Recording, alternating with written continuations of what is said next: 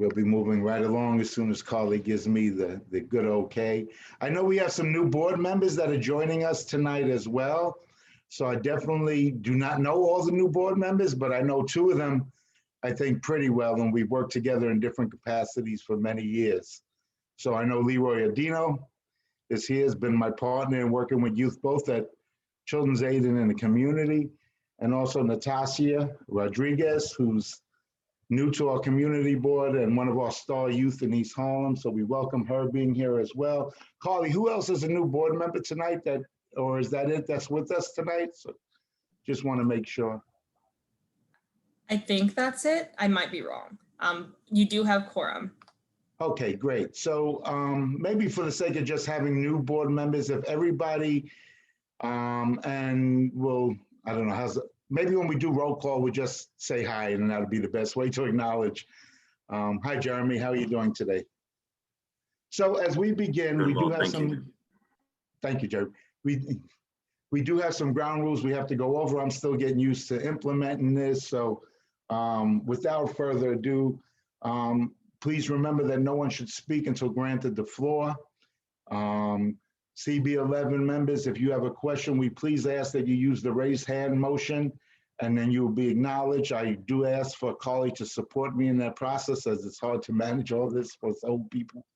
But as we also go on, if you do want to, make a motion, please again raise your hand and do not yell out. If you click on the participants icon panel, you should appear and you should find the raise hand function there. So again, just raise your hand. We'll get back to you. We want to make sure that everybody has that moment to be able to share what they're viewing. I'm just trying to get Carly's thing out of here because it's messing me up. She prepares me so well, and then I don't get prepared when I start. The next thing, right?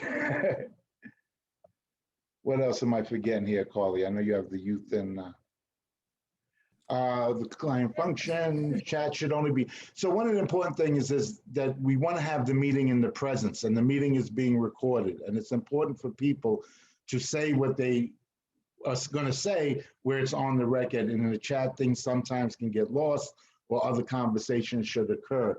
We only ask that you use the chat on a limited basis. So also if you're having problems speaking when you need to speak or you want to acknowledge something, and then Carly will be able to assist you in that. Please, again, we want to be able to stay focused so that we can cover a lot of things, but make sure that we're really focused on what we're covering. So please, keep your questions or comments to the topic that's at hand. Members of the public, if you have a question, we do want to recognize you as well. Again, use the hand function and the raise hand function in the chat and you will be acknowledged. So it's good that we got quorum and we'll begin pretty quickly. So Carly will now do the roll to order, the call to order. And so old board members, new board members, you will be included in this call. I think the new board members may not be in the roll call because they haven't been assigned to the committee yet, but that's why we want to make sure you were acknowledged at the beginning. And if there are any other board members joining us tonight, please also acknowledge yourself. So Carly, please. Okay. Brown. She's excused. Okay. Chen. Eva. Present. Donadell. Here. Giordano. Present. Green. John. Here, and welcome to all the new members. Harvey. Present. Heredia.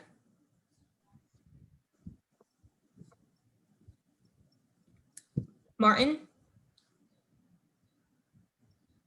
Here. McCullough. Present. Perez. Present.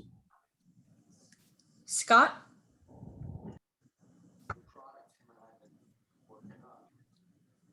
Schuler. Present and welcome new members. And Wu. Okay, you have quorum. Again, thank you everybody for joining us. This is our June meeting. Technically, we don't have a meeting scheduled for July, But under old business, I do want to propose a possibility of meeting in July to work specifically on developing a youth task force.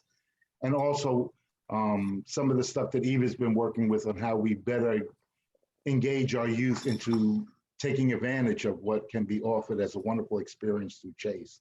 And I'll let Eva talk a little bit about that as well when we get to that whole business. I know, Eva, I owe you a call. Sorry I didn't get to you today. It's been one crazy day and tomorrow's even crazier, but we'll move forward. So first we have DOE with our informational updates.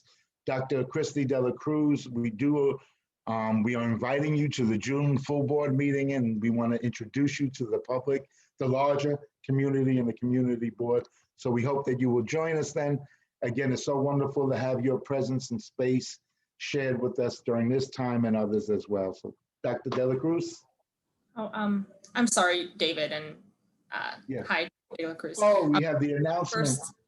Do you first want to adopt, see if anyone rejects the agenda, rejects the minutes, and if no one objects, then we can adopt. I was looking for that on the thing and I didn't see it. So we do have to, I hope everybody's had a chance to review the minutes from the last meeting.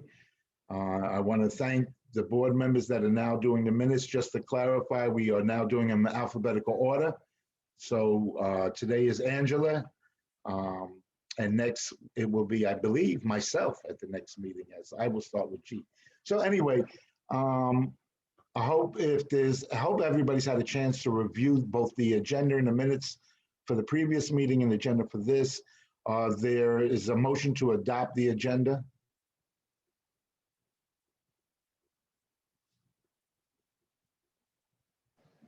I will motion to adopt the agenda. Angela, adopt the agenda. A second, please. I second. Thank you, Patricia. And Patricia Martin seconds the motion. Any objections? Any abstains?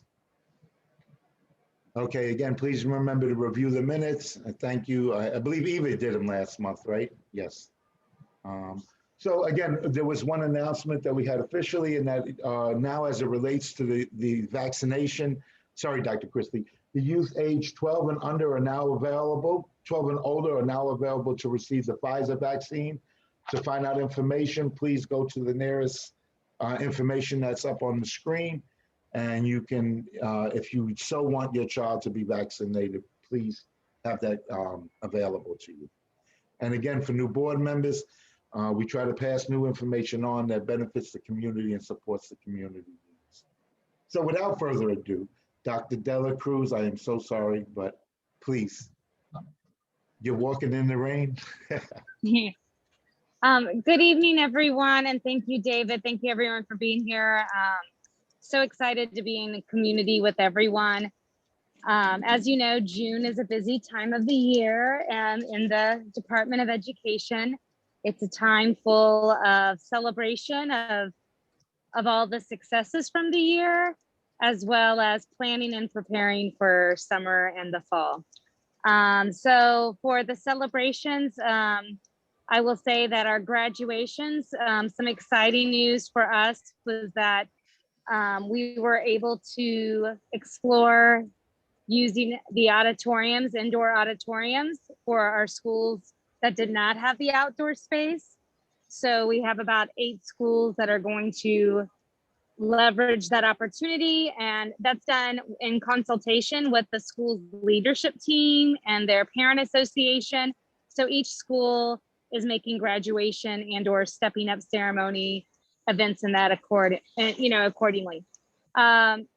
Another thing, and David can talk probably even more about this than I can from his DYCD hat and perspective, is that we're working on Summer Rising.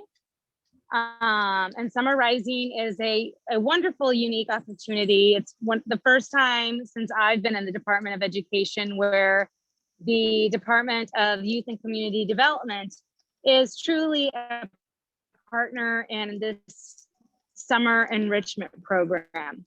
And so what that means is that for District 4, the majority of our schools are actually going to be open this summer, and we're partnering with the DYCD for the entire day, right? So it's not supposed to be like a separate entity, it's supposed to be a true partnership.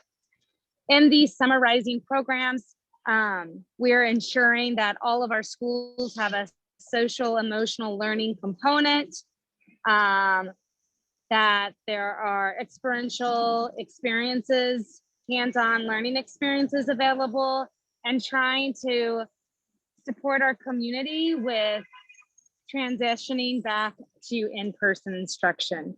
As I said in previous sessions, as a district, 63.4% of our district was remote. So we're really trying to find innovative ways to help our community transition back into the school buildings. Yesterday, yeah, I guess it was yesterday. It's only Tuesday. Wow, it's been a full week. But yesterday, we had a wonderful collaboration, and I say a wonderful collaboration, and I'm sure someone from the Community Education Council can speak to it as well, where we had a D4 Youth Health and Safety Summit, just to engage our young people.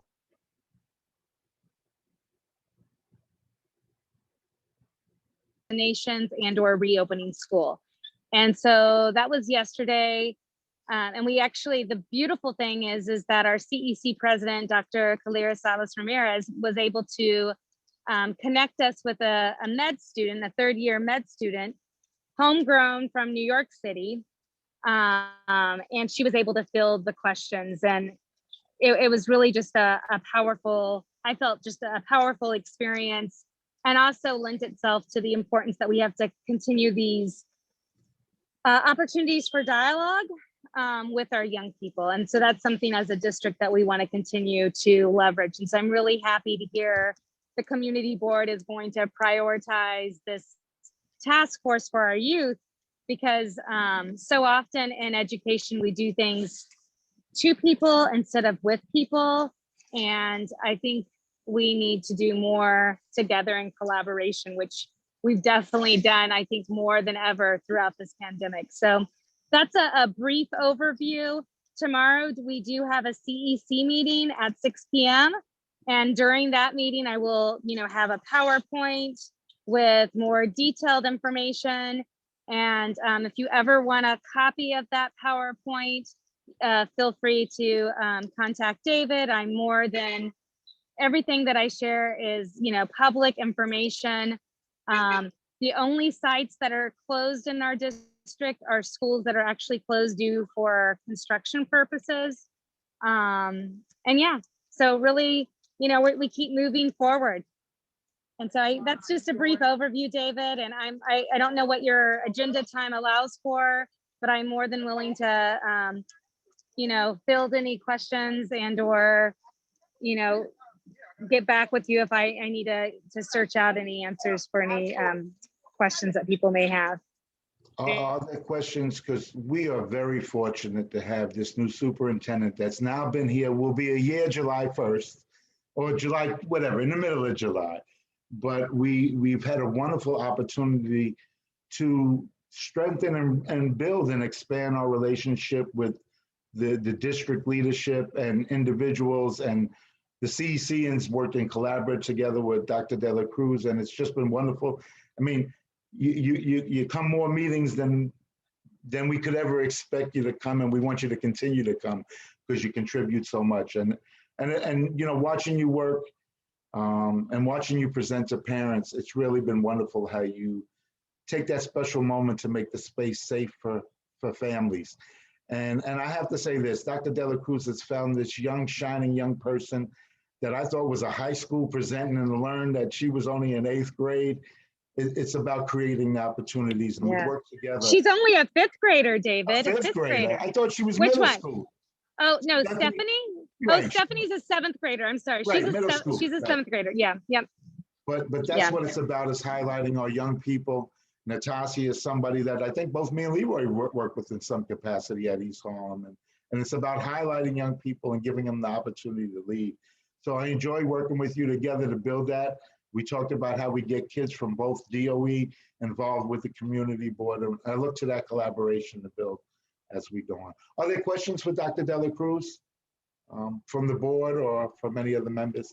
you know, we're so lucky you come all the time that you answer a lot of our questions that we would normally have. So, but are there any questions? I'll also put my email in the chat box. I know sometimes it's like as soon as a person leaves, you're like, oh my gosh, I thought of this. So, you know, feel free to contact me anytime. If I do not have an answer or response, I'll let you know that, you know, I'll look for it. But it's an honor and a pleasure to serve the East Harlem community. And I can attest that once you give that question, you will get an answer or a reply. And I always thank you for a quick response and supporting our youth in the community. If there are no more questions, as I mentioned last month at our meeting, that Children's Aid will be coming back to give an update on the East Harlem Center, what's happening with the construction very quickly, and also, you know, what programs are going to continue to work and go forward as we continue. So today we're very lucky. Yolanda McBride, who's not new to this committee, some new members maybe have joined since she's been here last, but she's been with me through this whole rebuild from 2018 forward, and we continue to advocate for the best for the East Harlem community and for the youth. So I welcome Yolanda McBride as our Director of Public Policy and Government Relations. Yolanda, how are you today? Well, thank you, David, and good evening, everyone, and thank you for having me here tonight. As David said, I wanted to give you a quick update on where things stand with the East Harlem rebuild process. For some of you who may not know, the center is located on East 101st Street and Lexington Avenue. And the last time that Children's Aid presented before the full board, it was in December, I believe 2019, several months before the city shut down due to the pandemic. Key to the rebuild process has been the guidance and support of the advisory committee. And we have three participants and members here who have been really supportive of that work. So John Green, Natasha, and also Xavier, we just thank you for just being part of the process. For those of you, just to give you a quick backdrop, we have, when we officially closed the old center, East Harlem Center in September 2018, the plan was for Children's Aid to rebuild our own center on the same location. And then we were asked to come to the table with Mount Sinai to be part of a larger deal and also project that would have Mount Sinai as the anchor tenant for the property that we were selling. So it would include Children's Aid, the Life Changes Church, and also Mount Sinai. And Mount Sinai would be the anchor tenant.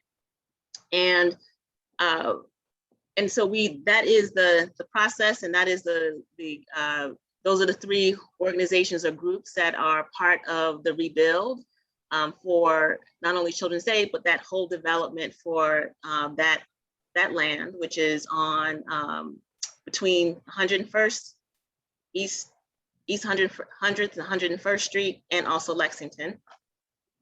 And so we are prepared to move forward. The one thing that I wanted to let you all know is that on the Children's Aid side, we have worked with the developer on our terms, and we're at this point, and we're waiting at this point. And the reason for this is our ability to proceed with our plans. They're really dependent on the developer's deal with Mount Sinai. And again, the deal initially was for us to build our own building. Then we came into the process and project with Mount Sinai. And we are definitely prepared to move ahead. And so we're just waiting for the developer and Mount Sinai to finalize their agreement, which will allow all of us, and it's not just Children's Aid, but also Life Changes Church, so for us to all move forward with the project. So things are moving along on the legal side. We just need to make sure, we're just waiting for the Mount Sinai deal to be finalized for us to move forward and for us to finalize our contracts. Once that is done, the next step would be for us to close on the property. And once the closing occurs, the developer will own the full property and can submit the paperwork to begin the demolition. So for those of you that live in the community, you probably have seen some activity on the site. And there was some scaffolding up that was brought down. The developer had thought that he would be able to do some early demolition of the church building, and that was not possible. Instead, he switched his plans to doing an internal demolition of the church just to kind of get a head start. And so that's what's been happening on the property for the last 2 weeks. It is pretty much almost done. The one thing that the developer is still working on is there's some material in there that they're doing some testing on to make sure that it's not asbestos before they completely finalize the internal demolition of the church.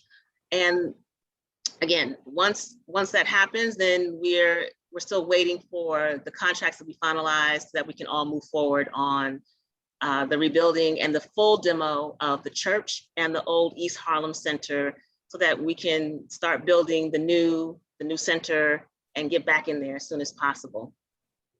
The other thing that I wanted to communicate to everyone is that we are working, Children's Aid, we're working to receive new members on our advisory committee. The advisory committee that we currently have was launched in October 2018, and the advisory committee only has a term of 2 years. However, due to the pandemic, we did extend the advisory committee's terms for another year because we wanted just some consistency with the hope that things would move forward. That said, we do want to make sure that we stay true to what we told the community in terms of there being additional opportunities to be part of the advisory committee, even though the meetings are open to the public, so anyone can join at any time, and all the meeting notes and dates and Zoom recordings are up on the site, and I'll put all that information in the chat where you can find that. So we will be launching our process to receive new members on the advisory committee. And so this is an invitation for current members and for new individuals that are interested in being part of the advisory committee to do that. That will be launched in July. And again, this committee is really helpful to guiding Children's Aid in the rebuild process. And so this is open to the community, where we talk about where we are with the process, what's happening with our programs, and just get a better sense of what's happening, making sure that we're aware of what's happening in the community, and particularly around the rebuild process. So the advisory committee has 2-year terms. We only have quarterly meetings, so 4 meetings a year. And that's pretty much it in terms of who can apply. Community residents of East Harlem, we are always wanting for current and former parents and young people who have attended the East Harlem Center. If you work in the East Harlem community, we welcome you to apply. We really just want individuals who are committed to East Harlem community on the advisory committee and who have an interest in supporting the rebuild process of the center, the East Harlem Center. So that is the update that I have. I'm happy to take questions if people have any questions, and I will put the website in the chat, and also my contact information if you have any questions. Our next community meeting is supposed to be this Thursday, June 10th, from 6 to 7. However, we're just waiting to make sure that we don't want people to come and not have any like real updates to give, and so we're wondering whether we're going to have the meeting or not. But if you sign up, we will let you know either way, and you will see that on the website. Thank you, Yolanda. Thank you. And just very quickly, you know, and we did not lose a beat in running programming. All the programming that did run out of the East Harlem Center was dispersed to the Lexington Academy, and we found a very nice home there, and actually have expanded to include a prevention service program there, where we currently have 3 prevention staff, and we'll be getting a 4th one as we go through the hiring process. So we're really putting our roots into the school. We kind of have looked to separate the school from the center and kind of acknowledge the school in its own work as we go forward, and look to the rebuild of the East Harlem Center, and look for your participation. As Dr. Christie said, we will be running a summer rising. We've already filled up all our slots.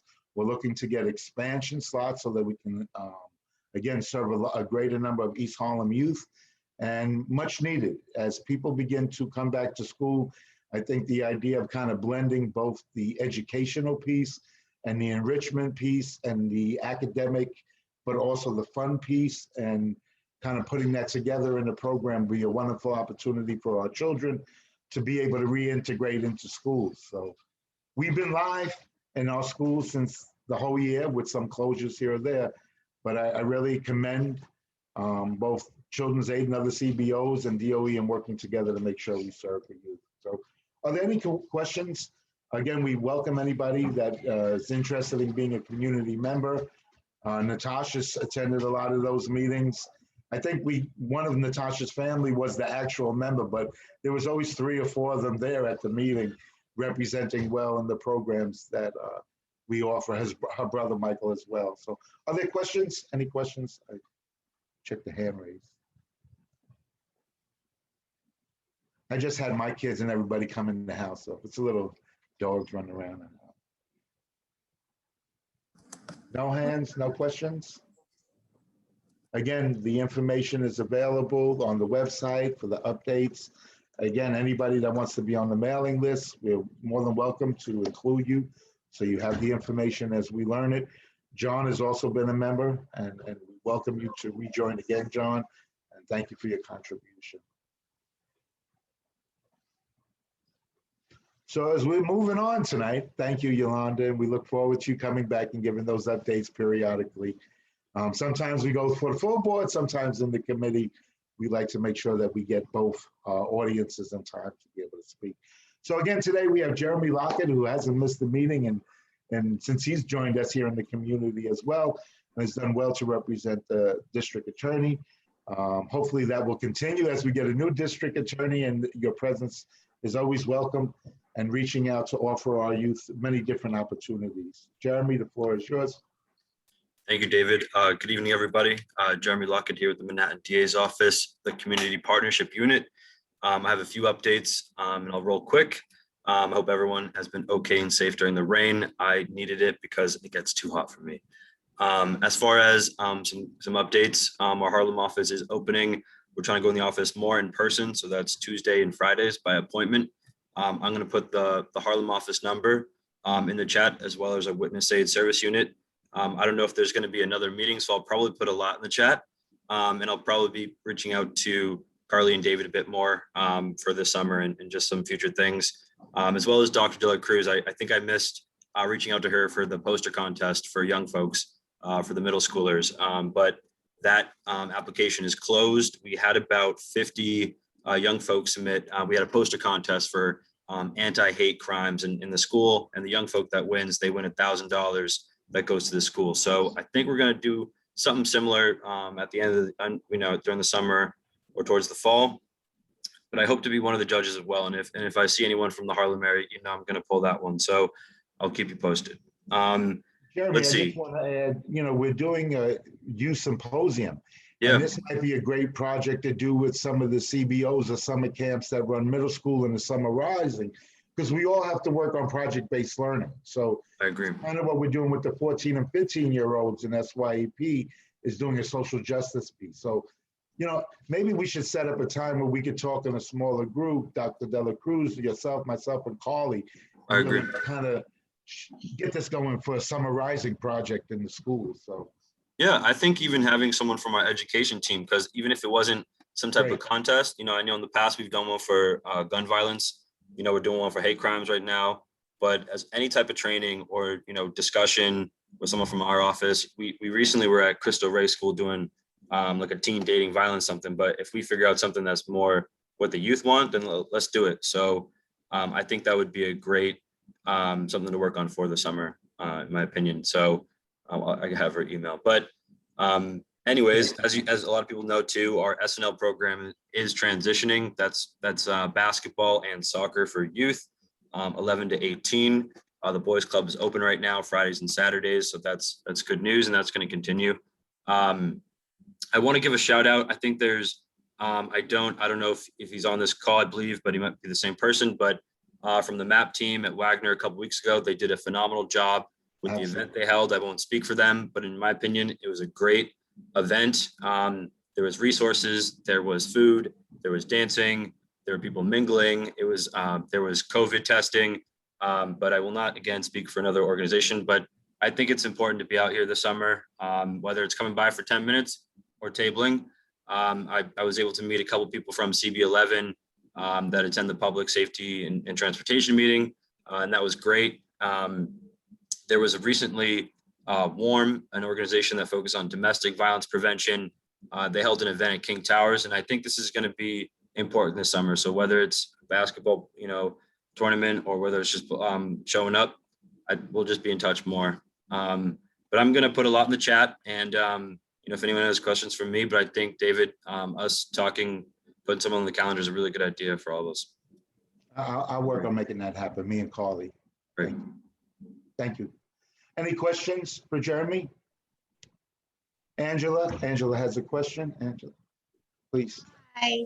So you mentioned basketball tournaments. Do they have girls divisions or are they mixed? I'm actually not. Oh, for the SNL, yes, it's girls, and then it's also boys, and that's for the boys club. That's Fridays and Saturdays. I'm going to drop the link.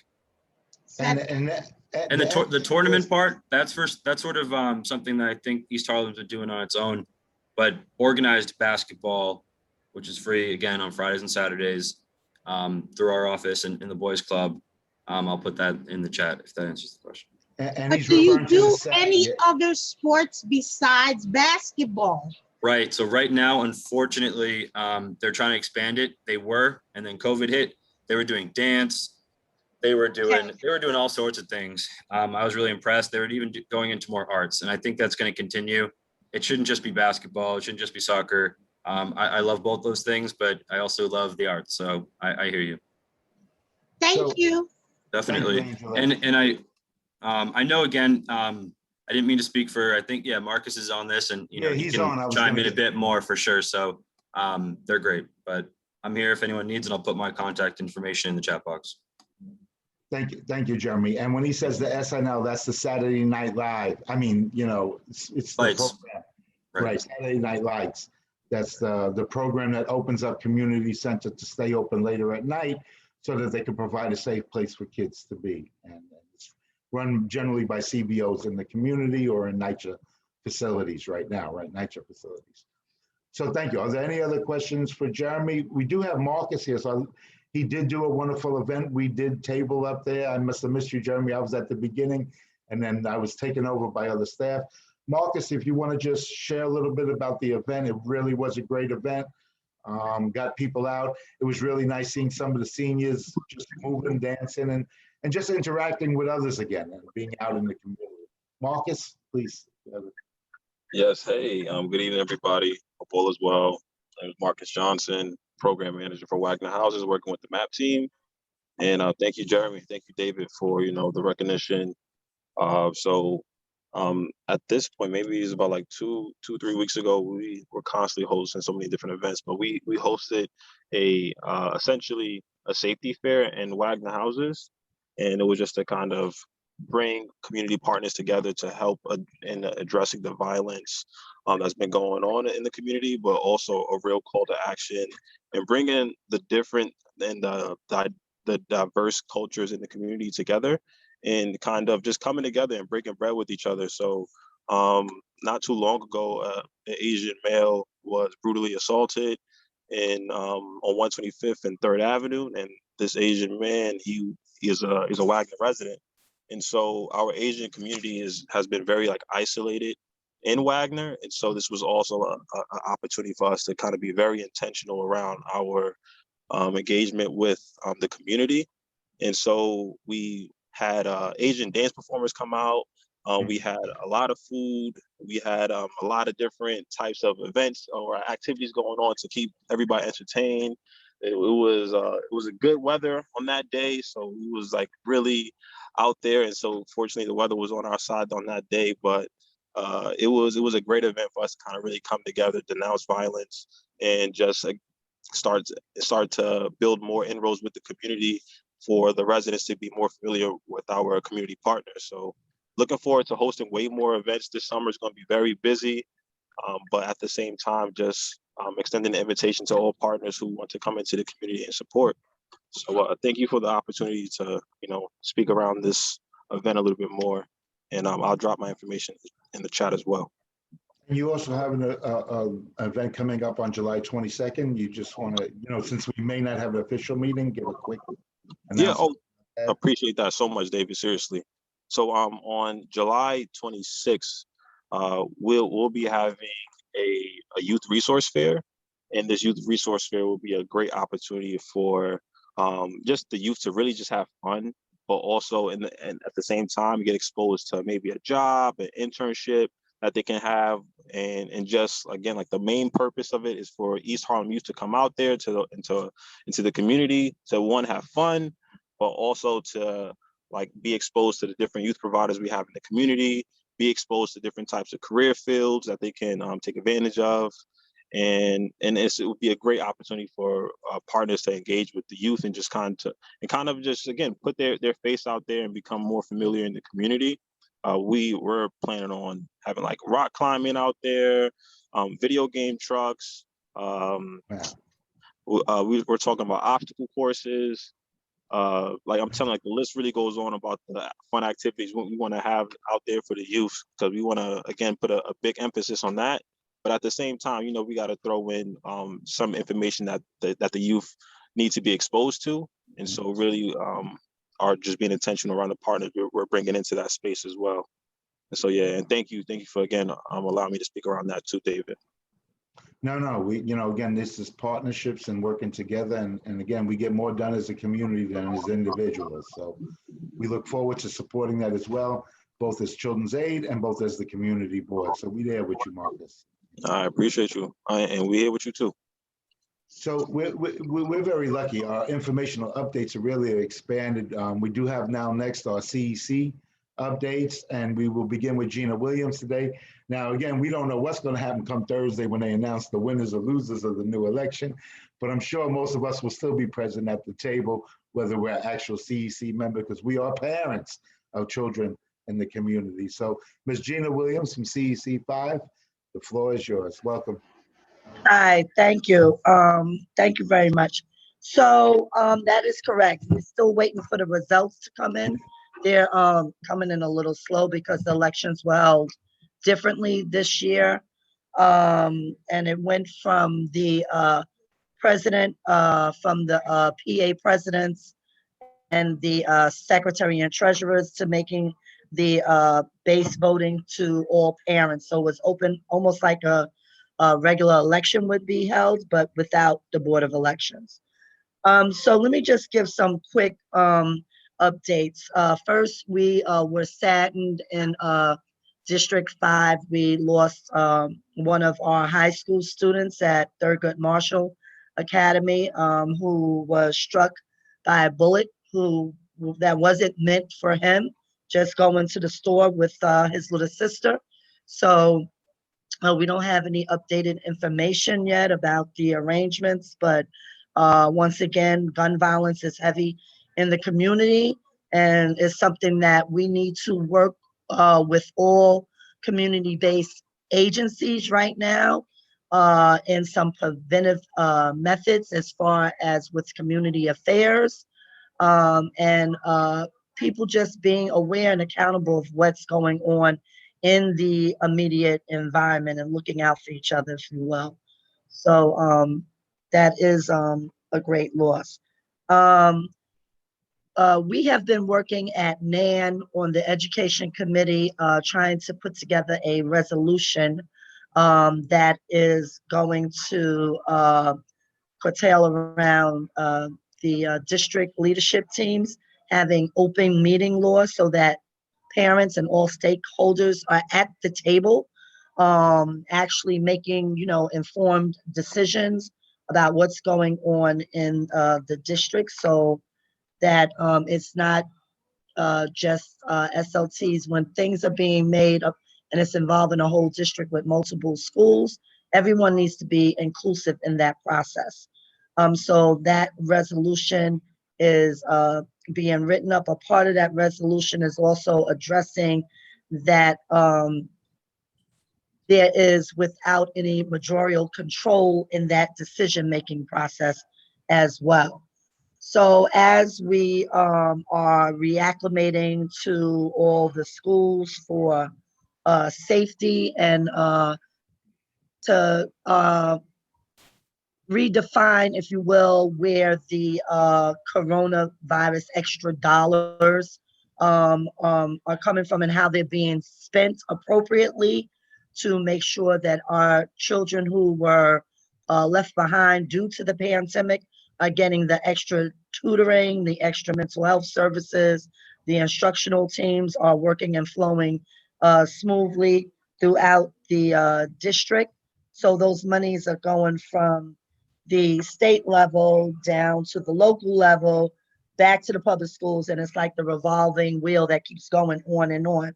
However, accountability has to be in place, and so we're trying to work on increasing that parent participation. But in order to do that, parents have to fully understand where these monies are coming from, that their voices are being heard, that they can actually chime in on how, with the type of programs that they want that are going to fully, benefit the children in the community diversely. And around that, there is also a reopening plan. District 5 schools are having a reacclimation for parents to actually come into the schools to see what the safety protocols are going to look like so that they can chime in as well. We had, at our last CEC 5 meeting, we had a wonderful presentation from a former student of District 5 who has graduated and has gone on to Morehouse College. And he came back, and so that we can fully see the successes that are being turned out in District 5, as he has also collaboratively been working with my brother's keeper. So as you know, my sister's keeper is still in the planning stages and should be off and on the ground running shortly. I just want to encourage everyone. I do have, if anyone didn't receive a PowerPoint about where the money is going, can you hold on 1 second, please?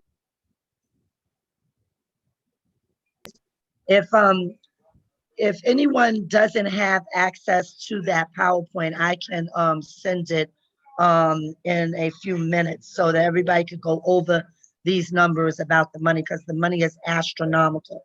We have to make sure that we're having everybody at this table so that this money is being dispensed out properly.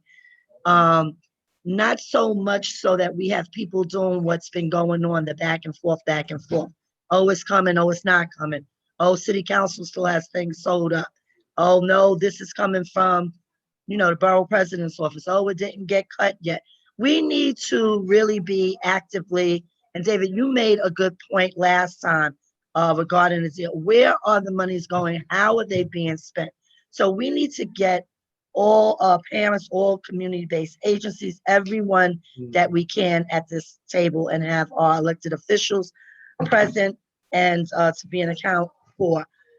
If any of the schools and parents, the PAs need assistance in having an analyst plan being drawn up, the DOE is definitely open for sitting at the table so that the explanations can be clear. We just really have to be able to get the parents more involved with our principals and work collectively with the schools, the principals, and the superintendents as well. So that's it for my report. Thank you. And absolutely right. We have to ensure, even all the money that we've been fighting for, the fair student funding, and it's here, but where is it, right? And that's, we need to see it in the community. And I would have to say, I don't know the District 5 superintendent, but I know our District 4 superintendent is going to be fighting for our money. So we need to collaborate best. For those of you who don't know, District 5 is the DOE District 5 in our community. East Harlem is in the northern part of the community and represents the schools up there. And again, as we included this, we felt it was important to make sure we had equal representation for all schools in East Harlem, represented through District 5 and District 4. Our neighborhood is only a few blocks of separation, but our communities are very similar and what are the needs for our children. Are there any Absolutely. questions, Ms. Williams, I'm sorry. I'm sorry, I got the dogs. They want to play.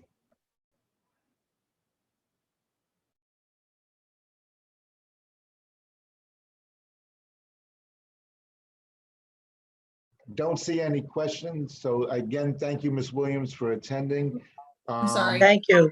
Angela always has a a hand pleasure. raised. Oh, I'm sorry. I didn't know Angela. I didn't know if that was from before.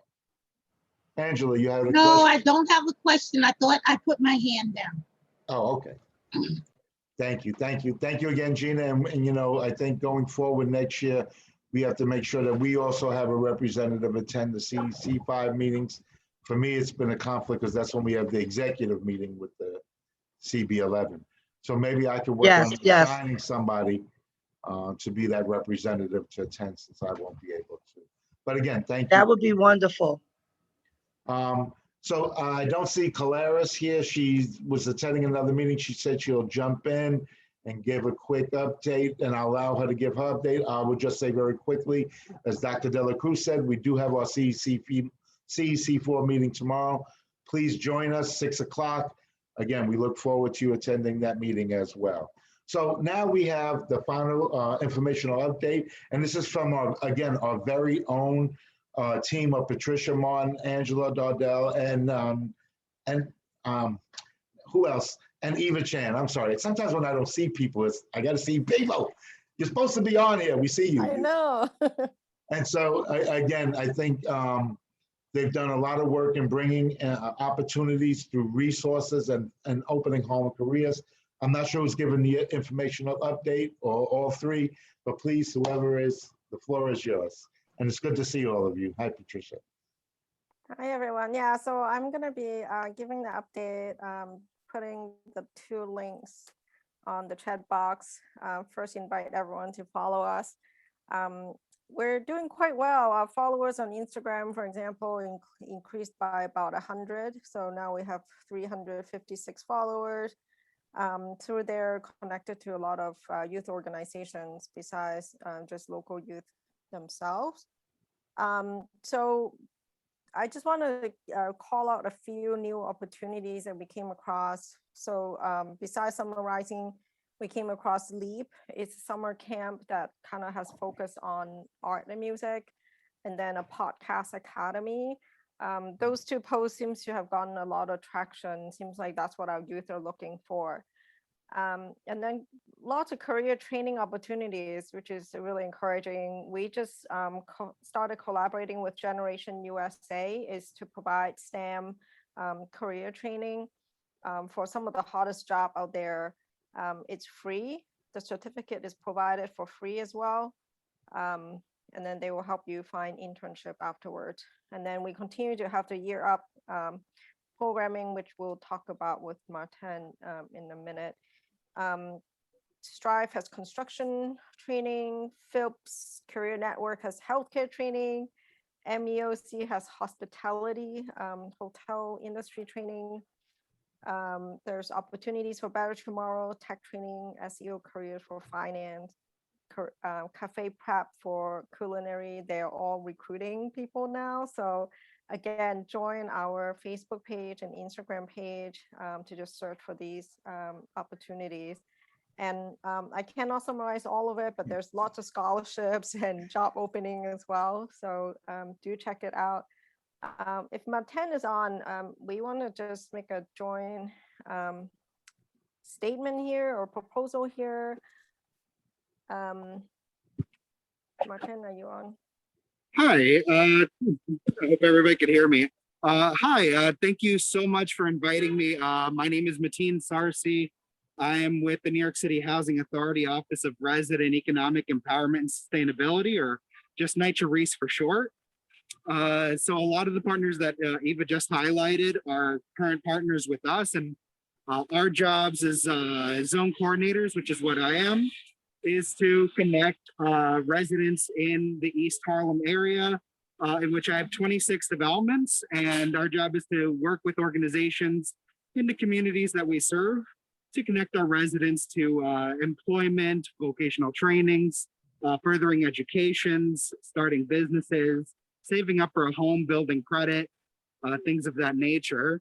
And so, you know, one of the things I'm excited for, especially as the summer is coming along, is a lot of the partners that are being highlighted are recruiting for their summer cohorts and even for the fall, which one thing that I'm really looking forward to work with everyone here on down the pipeline is to recruit for a program called Year Up. They're a vocational training organization that specifically helps young folks essentially to become trained for the possibility of getting employment into the financial services industry, working for big institutions like Chase, Bank of America, and like. And you know, one of the things I'm looking forward to is, and one of the toughest things that we have is that it's a very rigorous program, and for young folks to apply, not only do they have to go through an application process, but there's a written portion, there's an interview, and one of the challenges that we always have is, you know, we can send, you know, 100 NYCHA residents, you know, to go through the application process, and maybe only 5 of them will actually go through, which kind of attests to how difficult it is to kind of go through. And, you know, one thing I'm hoping to do as I'm working with members of the community, like the folks here, is that we're able to connect some of the young folks who are applying, especially coming out of East Harlem, to coaches working through Harlem Careers with Eva and the team, so that we could increase those enrollments to help edit written portions, to help do mock interviews, so that at the end of the day, we can have folks who are given a fighting chance in order to make sure that they are enrolled in upcoming cohorts. And just in addition to that, as the summer is coming on, you know, I look forward to working, as always, with Marcus over at the MAP team, with one organization that's expanding, is called Harlem Health Advocacy Partners.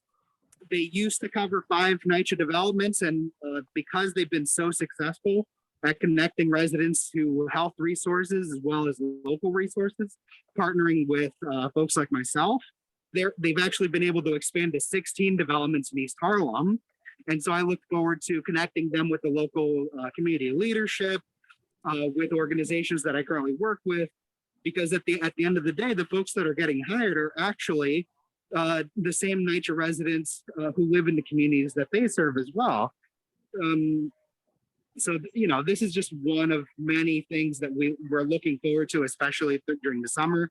I'm hoping to show up to Community Board 11 a lot more, so that I could bring this over and, you know, hopefully get some word out when we're recruiting for these programs, especially for the youth, because we do serve everybody from 17 and up. But a lot of the programs, especially here in East Harlem, tend to have a lot of focus for the youth. So I'm, you know, greatly looking forward to these cohorts coming in. If anybody has questions or wants to follow up with me on NYCHA Reese, or would like to attend a NYCHA Reese information session, I'll add the information to the chat box, so you can find out what we're about, our general information, as well as the partners that we work with, not only just here in East Harlem, but all over the city. So I just want to thank everybody for inviting me. If you have any questions, I'm more than happy to answer. Thank you for attending. If you keep attending, we'll put an informational update section for you as well in here. I think for us, I think I need to learn more about what opportunities are available and how we can also connect to some CBOs that can identify kids that live in NYCHA and help support them. You know, just dropping an essay in a kid's lap and expecting them to do all these things, it just doesn't always happen, and that they need mentors and people to help support them to complete the process. And I think CBOs who work with teens are a good possibility. I mean, we know how many NYCHA facilities in East Harlem, right? I mean, there are blocks and blocks where you cross one block to the next, and it's a different NYCHA facility. So we need to make sure, again, that our youth are taking advantage of these opportunities that they can benefit, as well as the one that Eva has brought forward through Chase. And then again, I think this is where Harlem Careers really is creating an opportunity to make connections where things just fall through the cracks or we don't know. So I thank all three of you, and Mitten, I'm sorry if I don't pronounce your name, but we should also set up a time with you to meet as a small group, whether it's through Zoom or when we go back to in person, to really discuss fully these opportunities and how we can work with kids together. Yeah, so David, if you don't mind, I would just here want to recruit any CB11 members who are interested in helping to serve as coaches. So essentially the way we're proposing to work is if any NYCHA residents and also other East Harlem resident, when they sign up for a year up, then Harlem Careers together with CB11 will basically offer to help look over the essays and provide mock interviews. I've been doing that myself, but I would just welcome anyone who are willing to serve as volunteers. We'll reach out to you. I will put in the Harlem Careers Gmail. If anyone's interested, please just send us an email. Thank you.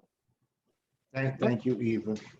Are there any questions for Harlem Careers or any other thoughts from Angela or Patricia?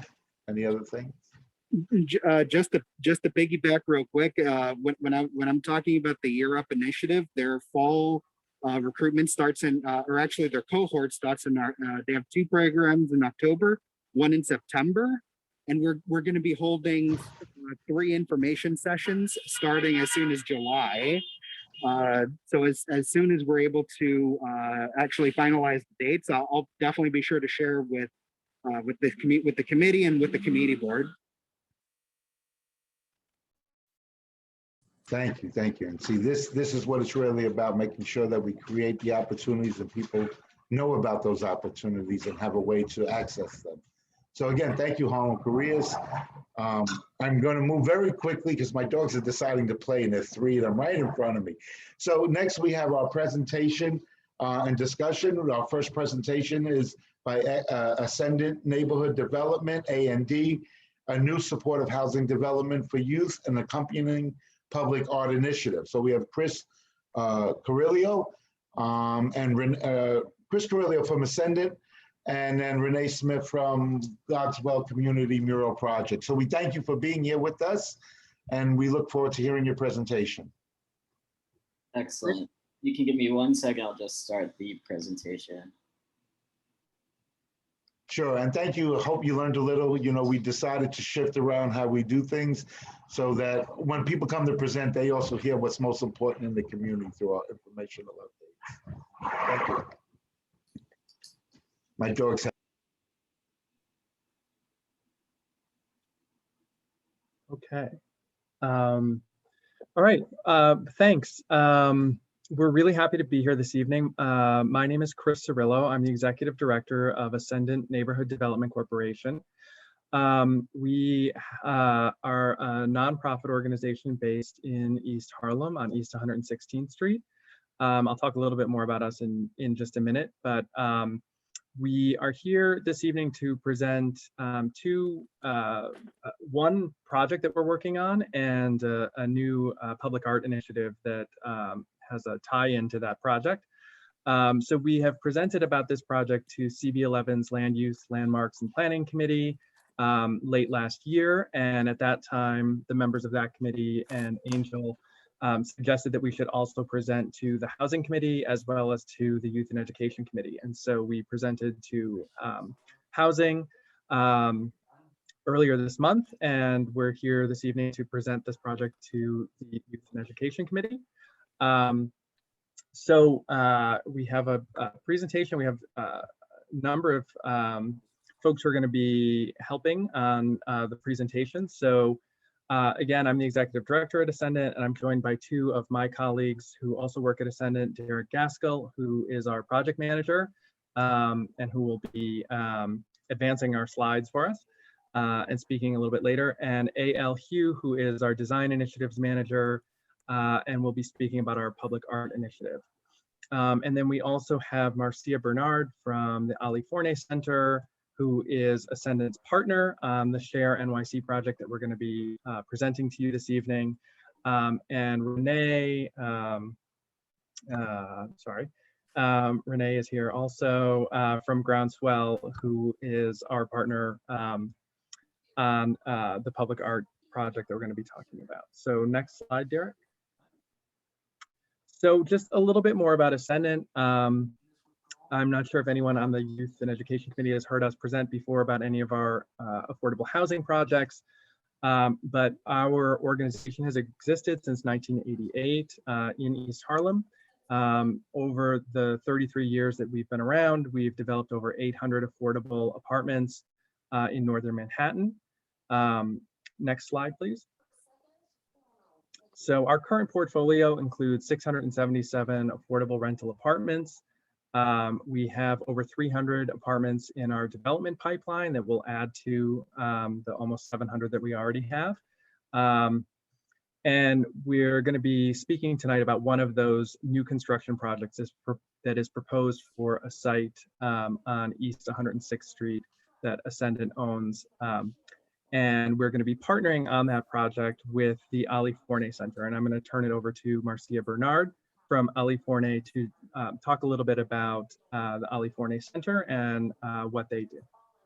Hello, everyone. I'm Marcia Bernard. I'm the Deputy Executive Director of Operations for the Ali Forney Center. We are a nonprofit organization. Ali Forney Center was founded in 2002. We are the largest and most comprehensive provider of services for homeless LGBTQ youth. We house residents between the ages of 16 to 24, or residents totally age out of a program at 25. We currently have 14 housing sites throughout the city and one drop-in center, which is on 125th and St. Nicholas. All of our sites are open 24/7.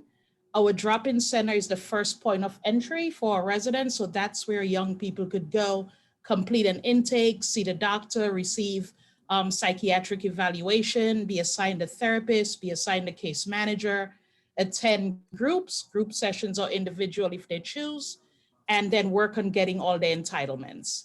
Once they complete that process at a drop-in center, then they're placed in a housing program. We have 3 housing programs, which is emergency housing, which is crisis shelter, and our residents could be with us for 30 to 90 days. Then we have a transitional living program, which our residents could be with us for 2 years, and a trans housing program, which our residents could be with us for 2 years.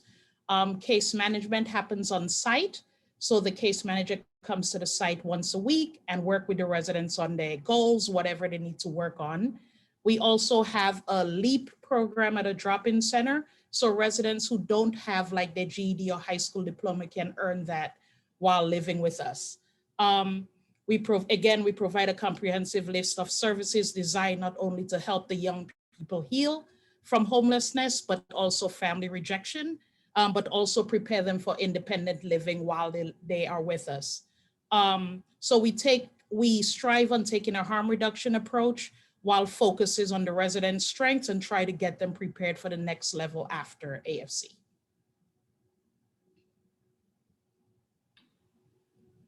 Excellent. Thank you so much, Marcia. My name is Sarah Gaskill. I'm the project manager at Ascendant Neighborhood Development. And I just wanted to introduce the development that we'll be presenting. So the site is currently a vacant lot on East 106th Street. It's located between 2nd and 3rd Avenue, though much closer to 2nd Avenue. And now my computer just froze, 1 second. Oh, sorry about that, y'all. And Ascendant owns the building directly adjacent to the lot. In this picture, it's the red building on the right, which is a 5-story, 7-unit affordable housing building. The vacant lot is currently inaccessible from the adjacent building and currently has no active use. So the building is currently in pre-development. It's a 10-story supportive housing building.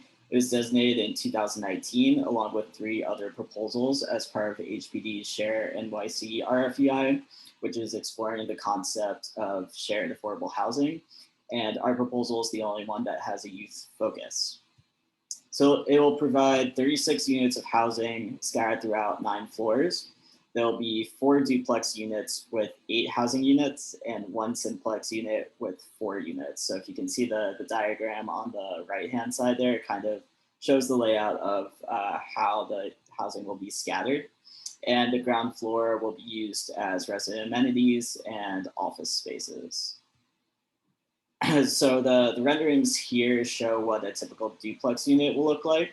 The bedrooms will be relatively small, but to make up for that, there'll be extra large living spaces. So there on the left-hand side, you can really see the double height living space there. There'll also be an extra large kitchen and 1 bathroom per 2 residents. So the design of the building and the shared housing concept is really intended to create a sense of community and mimic a home-like environment. These are some additional renderings. So on the left-hand side, you can see the exterior from across the street of 106th Street. On the right-hand side, you'll see the entrance lobby. And due to the funding sources that we're using, which is 1515, there has to be 24-hour security. And also the Forney staff will be on site. Cool, now I'm gonna hand it over to my colleague A.L. Hugh to discuss our public art initiative. Thanks, Derek. Hi, I'm A.L. Hugh. I am the Design Initiatives Manager at Ascendant. And I'm going to talk a little bit about our public art initiative and how it's connected to this site. Next slide, please. So the mission of our public art initiative is through incorporating publicly accessible art on our current properties and future projects. Ascendant intends to bring together artists, youth, and East Harlem residents through collaborative art making, neighborhood beautification, and community activism. So we're thinking about the public art initiative as something that is adding to the existing infrastructure of murals and mosaics in the neighborhood and to build upon the history of art in East Harlem. And in order to make this process as inclusive as possible, because this is your neighborhood and you should kind of co-create the art that you want to see, we've partnered with Groundswell, which is an awesome organization that facilitates the process of making public art with artists and community members. We have Renee Smith on the call who will introduce herself and introduce a little bit about Groundswell. Thanks, AL. Greetings, everyone. My name is Renee Smith. I am the organizational strategist and community commissions organizer at Groundswell. Groundswell is an organization where this year we are celebrating 25 years of doing socially relevant public art. We have a little bit over 700 murals across New York City. We have done murals actually in every borough. A lot of the work that you see actually now has been work that was created by our founder, Amy, and right now our second executive director is Robin. And we do a lot of work with young people in our what we call studio programs, but also in our community partnerships. And so a lot of the work that we do is the balance between social justice and having community members really tell the story and creating visual storytelling opportunities for them through the mural making process. If we can go to the next slide.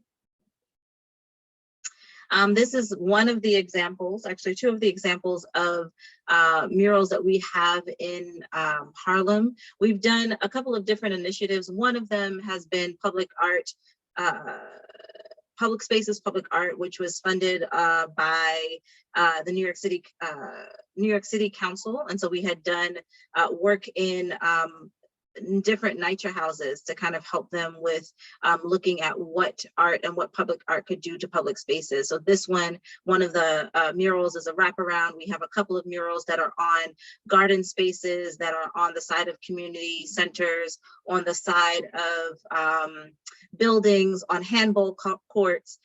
There is one NYCHA housing in Brooklyn, the Tompkins houses, that has actually a trail of murals that you can follow through their courtyard. And that is the places where they were created were based on what the tenants wanted and where they wanted to kind of bring some light to the space itself. Can we go to the next slide? And so this is one also that is in Harlem. So this is a great example about our process. So Groundswell, part of our mural making process is that we really come to hear from community and to hear what you want to see on this mural. And so the first part of the process, once we've been hired to partner with a community organization, is that we do what's called a community visioning session. And so in that session, we are hearing from community members and stakeholders about, what is important, what are important themes that we want to see on this mural, who are important people. We've had murals that we've done, again, in community gardens where they wanted to uplift the first person who actually started the garden, and many people didn't know her face, and so we actually painted her as part of what was in the on the mural itself. And so we go through this community visioning process. The artist will kind of lead the community stakeholders, and depending on the organization and the partnership and the timeline for the project, we may do multiple visioning sessions. And so the artists, as they're guiding this through, they're thinking about like, what kind of symbols, what kind of icons, what kind of colors, what does it symbolize, all of these things. And so then they go away with that information and they'll create a design. We then go through a design approval process. So the artist will then share it back with everyone who was at the visioning session, as well as those who are in charge of approving it, and tell a little bit about what you're seeing there. So the colors may mean something, that the characters may mean something. It may be something that whoever was in the visioning session said that this is very important for us to have on here, and this is how it's represented. Once we go through the design process, we then go into what we call fabrication mode. And so fabrication can look a couple of different ways for us. But the main thing about fabrication is once we have the design, the artist will then work on moving the design and sketching it onto the space.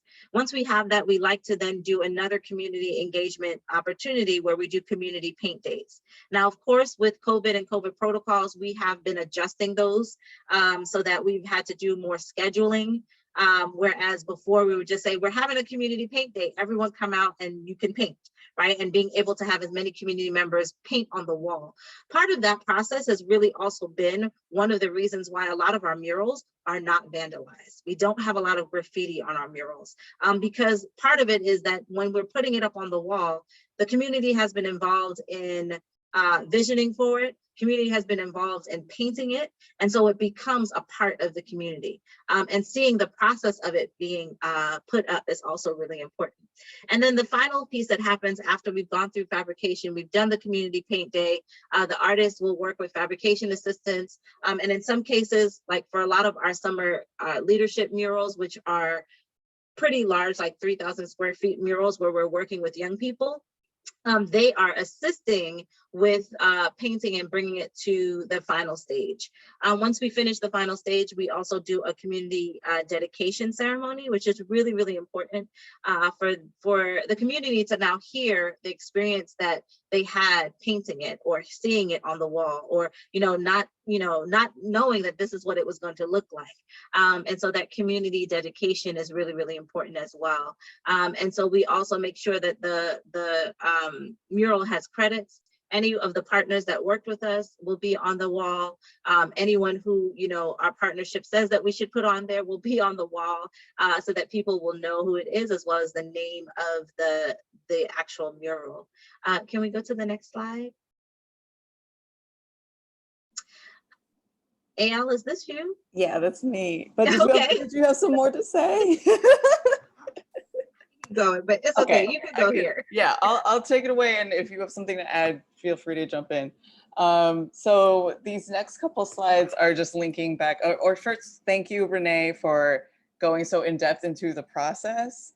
I really want to kind of emphasize that the public art initiative that we're talking about and that we're starting at Ascendant isn't just about like the art or the product that happens, but it's very much about the process of how that art is made and how that art is kind of incorporated into the community and the relationships that are built and the connectedness that happens through that. So these next two slides are just like a little more technical to kind of link it back to the Share NYC project that we presented a little bit earlier. And this is just showing where we're proposing a mural to be placed. which is on the fence of that currently empty lot. There's a photo of it on the left right there. On the right are two kind of technical drawings showing that it's like the dimensions of it. It's like, I want to say 18 feet across, 18 feet, 10 inches across, and about 8 feet, 10.5 inches high. And a little plan drawing to see that it's like at ground level. Go to the next slide, please. And these are just close-ups showing what it looks like right now. So the mural will partially be there to screen that empty lot because it's totally empty right now. And it's also partially to announce kind of the existence of the project and what's going to be there in a couple of years. And again, just to emphasize that it's not just about what image will be there in the end, but about the process of making the art together. And then during the construction, the mural will probably be moved to a nearby location to make room for the construction fence, but it'll still be part of the neighborhood. Next slide, please. Oh yeah, so the artist that we've chosen is Victor St. Hilaire. I hope I said that right. He is a multidisciplinary artist who lives in Yonkers, New York. He specializes in digital illustration, acrylic paintings, and murals, and has been working with Groundswell since 2015. And he believes that knowledge and self-empowerment are important tools for personal and social change.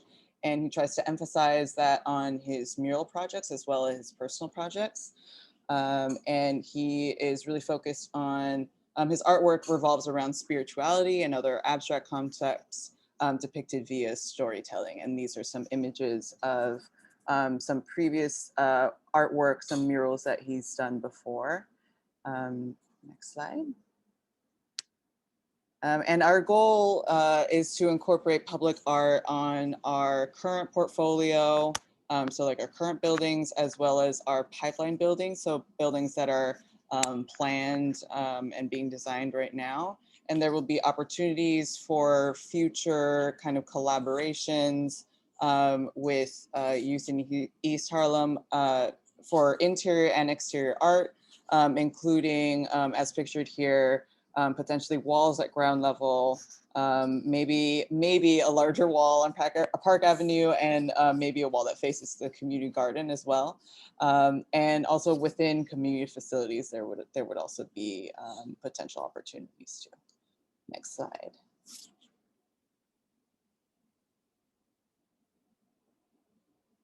Let's close this out. Okay, so that bumps it back to me. Obviously we've presented a lot of information about both our proposed project as well as the proposed public art initiative. So we're happy to take any questions that the committee members have about either. Just a little bit about timing for both things. So the public art project for the Share NYC site on 106th Street, we're planning to move forward with that this summer. So we're working with Groundswell on scheduling the next steps in the process that Renee walked through. And so we hope to have that mural completed this summer. That'll be the first of the public art projects that we're going to be working on. And then we're kind of currently looking through our existing portfolio of buildings, which includes 28 buildings scattered around East and Central Harlem, to identify the next buildings where we want to focus our efforts. And most likely the second building that we'll be focusing on is a building that we own on East 101st Street, just east of Lexington Avenue, which is actually the building where Cicely Tyson grew up when she lived in the neighborhood as a young woman. And so we're looking to do a public art project focused around that building that will focus on her connection to the neighborhood. And then for the larger project, for the Share NYC project itself, as Derek mentioned, we were designated by the city to participate in the Share NYC initiative just a few months before the pandemic. The property needs to go through the city's ULURP process. That is currently slated. We hope to begin by the fourth quarter of this year, so late fall of 2021. So we'll be coming back to land use, landmarks, and planning for future pre-ULURP briefings, and then for the ULURP process, as well as to the full community board to talk about that project as it continues to evolve. And assuming that we do start ULURP in the fall and complete sometime early in 2022, that would put us on track to hopefully close on the project and start construction either late in 2022 or sometime in early 2023. And so that's kind of a rough timeline for the project itself. With that, I will wrap it up. And if anyone has any questions, we're more than happy to do our best to answer. Thank you, Chris, Derek, Marcia, AL, you, and Renee. Thank you all for a wonderful presentation. I'm really glad that Angel asked you to present before us, because sometimes we compartmentalize things or in committees, and really they touch on the community, right? And just hearing the artwork. So I'm on a building that's going to be torn down on 101st, the East Harlem Center, which has a nice mural of a flower that we put up several years ago, because I think it's a wonderful, we have canvases all over the city, and we should be utilizing to share our, shared experiences and our diversity and celebrating our diversity. So I really think this is a wonderful, I really thank you all. Your presentation is so smooth between 3 different agencies all at once.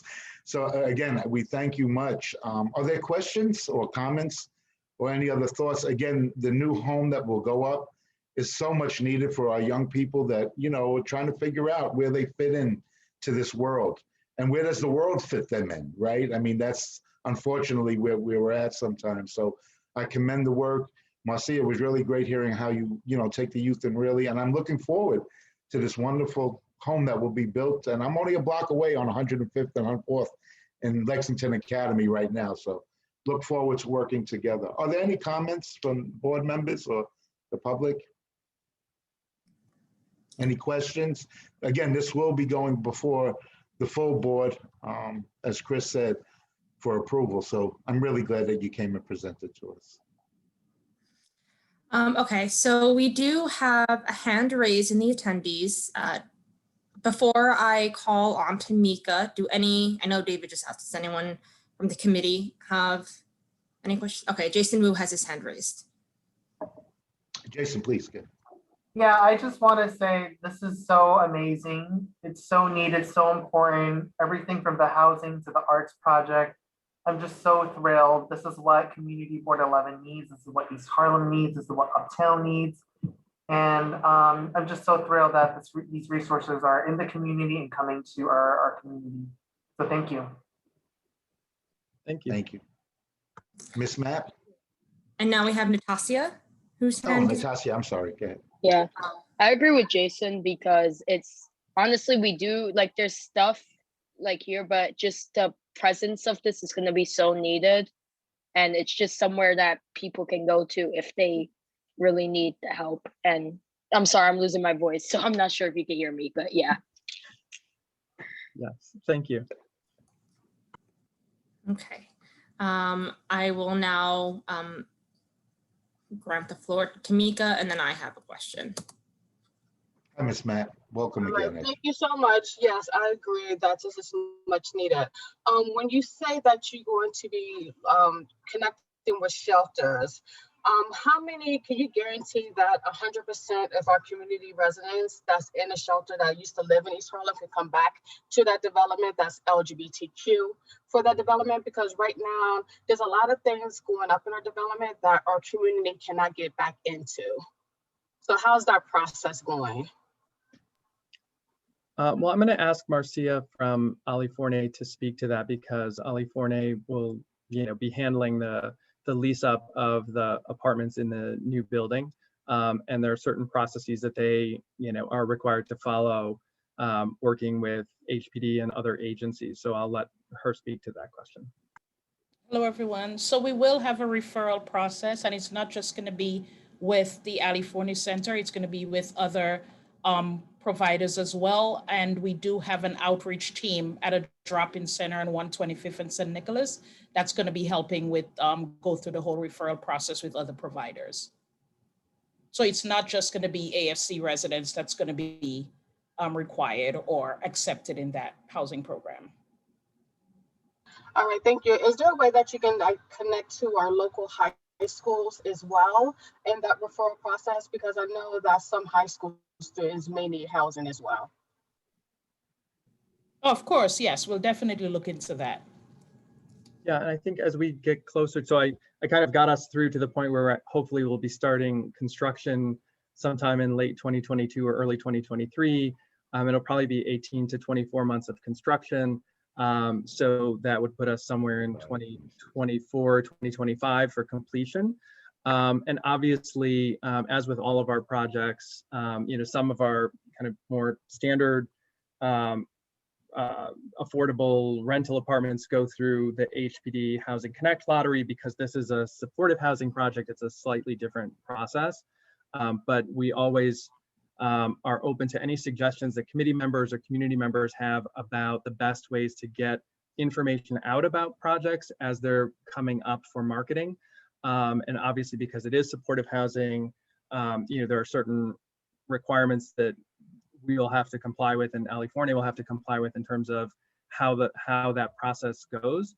But we'll definitely plan to come back, and would love to have the opportunity to come back to this committee and the other community board committees as we get closer to that process to brainstorm the best ways to make sure that we're creating housing that serves people who are in the neighborhood, and that everybody who's in the neighborhood who wants to apply knows what the process is and how to do it.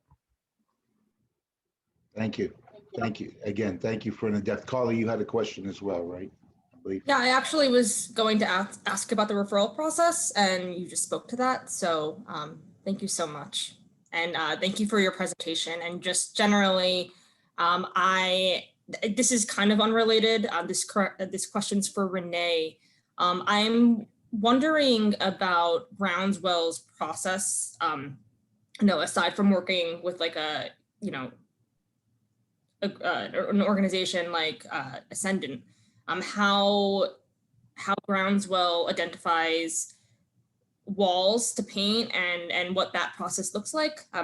Just because I separately have had some conversations with property owners who are interested in having a mural on their buildings.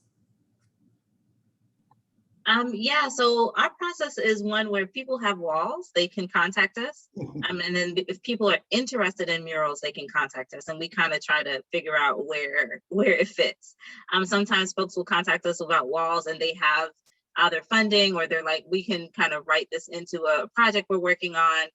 And then we'll have folks who are interested in murals. A lot of our school murals began with schools reaching out and saying, hey, we want to paint our walls. And if you go onto our Instagram, you'll see that we have one school that we've pretty much painted every wall that we can find. So now the young people are like, let's paint the doors. So they did a mural on the double doors on both sides. And so it's really, really beautiful watching it actually go up. So that's kind of been the way in which we identify. People may let us know. Sometimes we'll have, city council will identify either if it's NYCHA or it is a particular school that they have a partnership with. That would be the other way that we sometimes get. So we kind of do it both ways, with the person who has a wall reaching out, but also someone who's interested in a mural reaching out, and we may be able to kind of partner to figure out how to get that vision forward. Thank you so much. I'll be in contact. So again, I want to thank you. So the picture behind me is actually a mural that was painted for a summer theme around the world we did in summer camp. And then 6 months after it was painted, DOH came in and said, we have to let abatement the building. And the wall was covered with sheetrock. But I did take a picture of it, and I kind of keep it alive through the back of me. So again, we had an in-house artist that does a lot of work with kids, and they designed the thing there. So ties in today's thing. So again, thank you very much. We look forward to hearing updates as we continue to go on. So next up, we have William Husino from Boricua College, who's here. I've gotten to know him in the last few months. And he's here for the exact reason that our committee is, youth and education. And I want to frame that from the point of education, not being just connected to youth, but for adults as well. And one of the things Boricua College has really tried to do is not only create those opportunities for youth graduating from high school, but also for those opportunities for people that, for whatever reason, may have missed that opportunity to go to college when they were younger, but life experiences prepared them and they're ready for that opportunity now.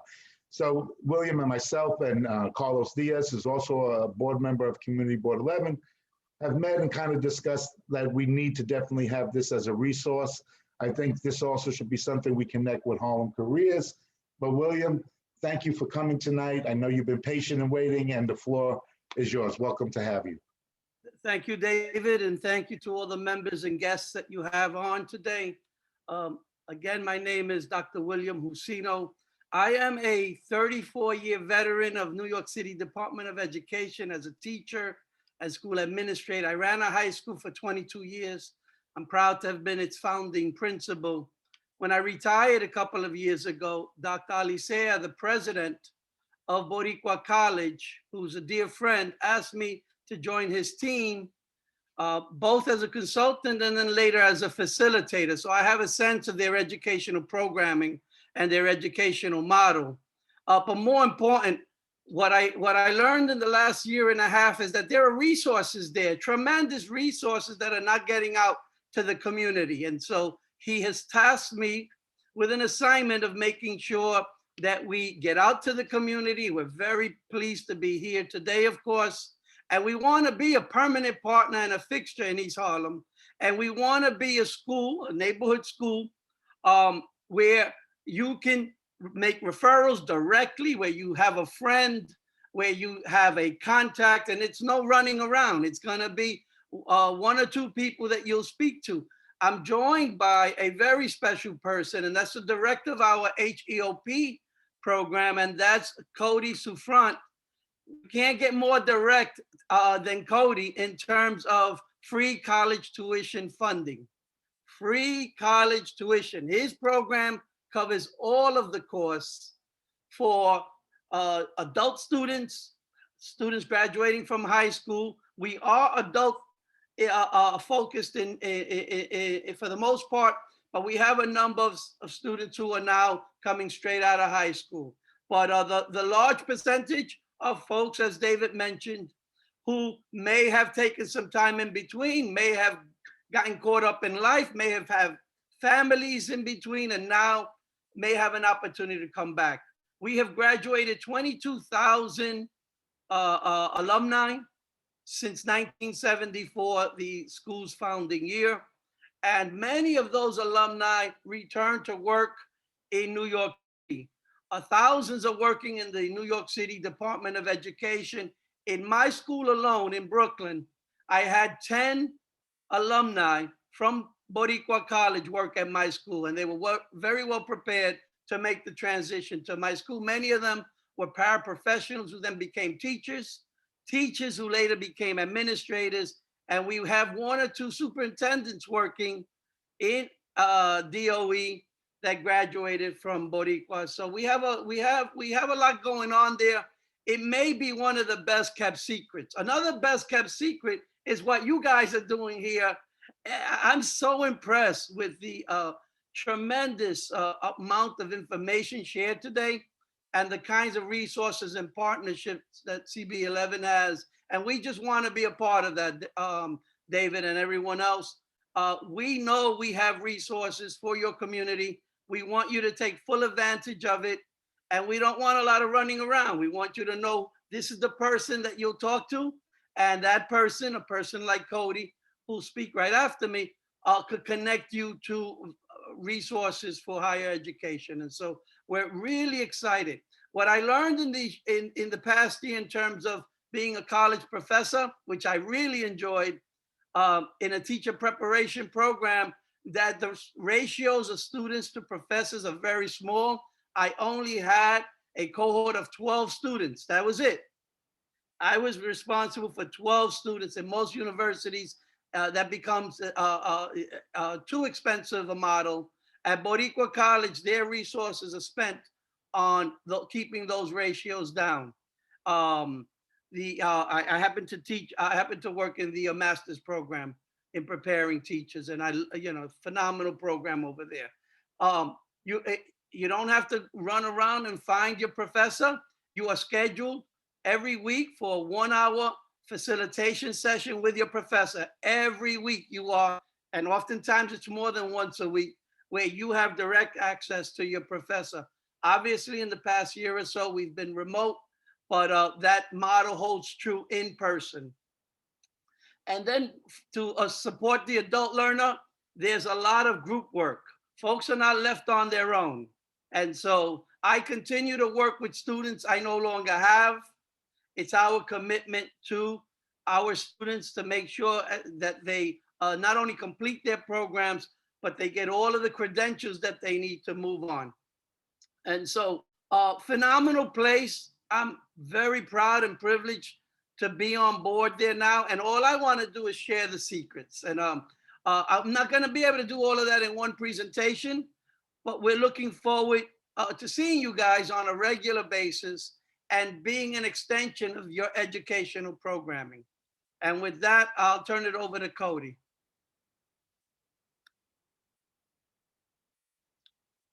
Cody, are you there? Did I lose Cody?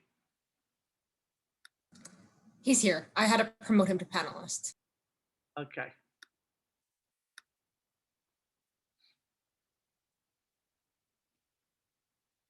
I will put out, while we wait for Cody, I will put our information, my direct contact information in the chat.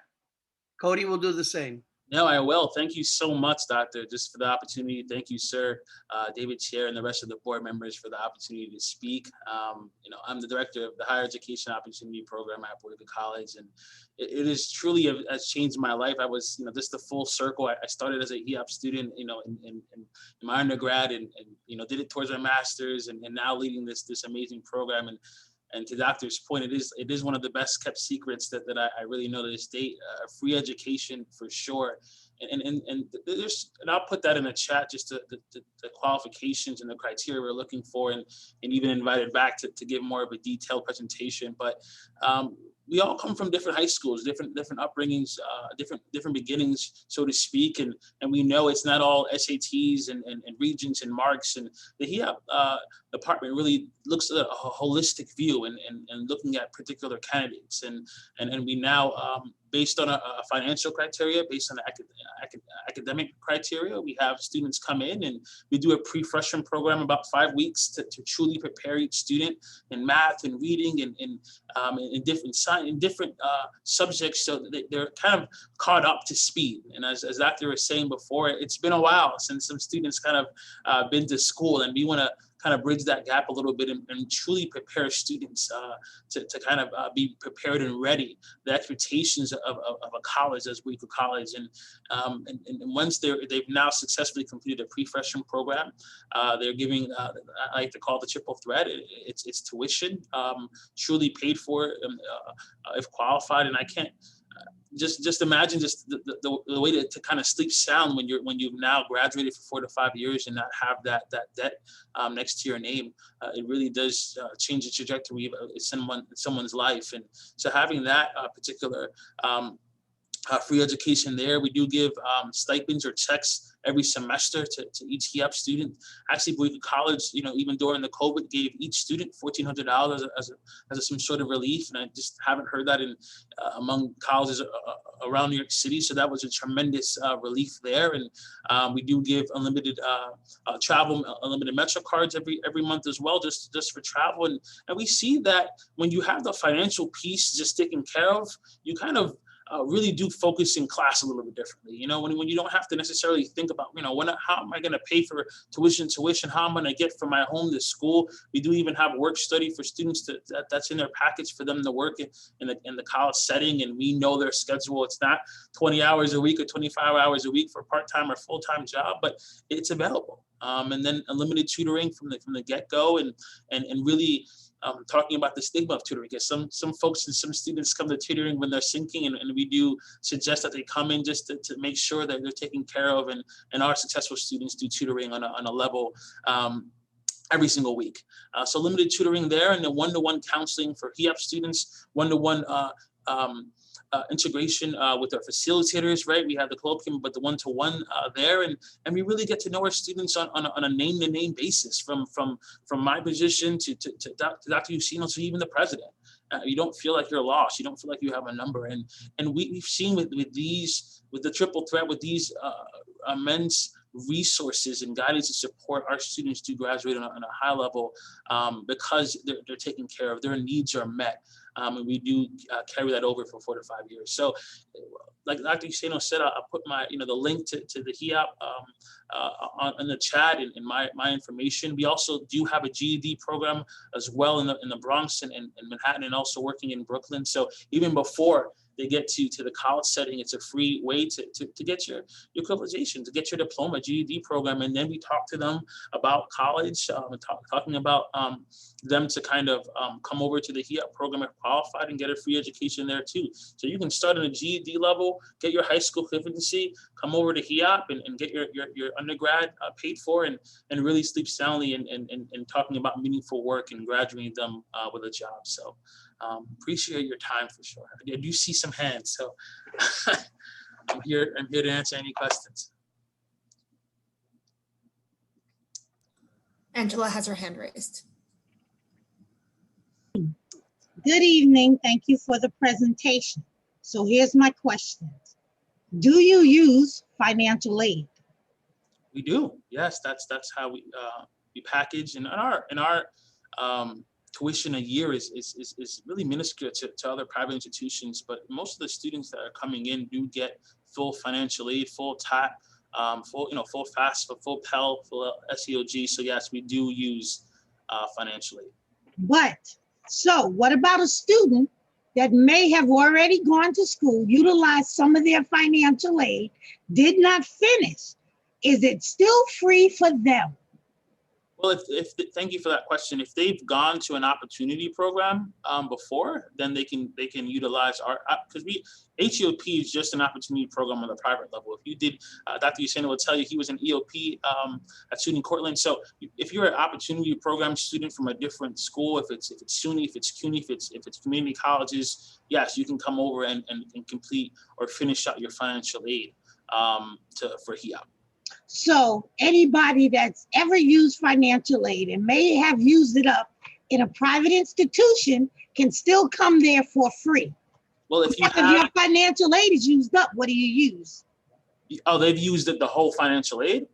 What they could have, I'm just saying, because you keep saying it's free, but it's not free to people that may have already gone to school before. Right, yeah, if you used your whole financial aid up, I mean, it's not gonna be 100% free. For sure, there's other things that are in our budget to help and assist in aid, which is better than obviously not going out of pocket 100%. But if you've now gone to an opportunity program for whatever reason in a different institution, EOP, SEEK, College Discovery, and you want to now transfer over to Boricua College, there are still opportunities for you to still utilize some funds. But if you used up your FAFSA, then that's very difficult to do. Is using up all your financial aid.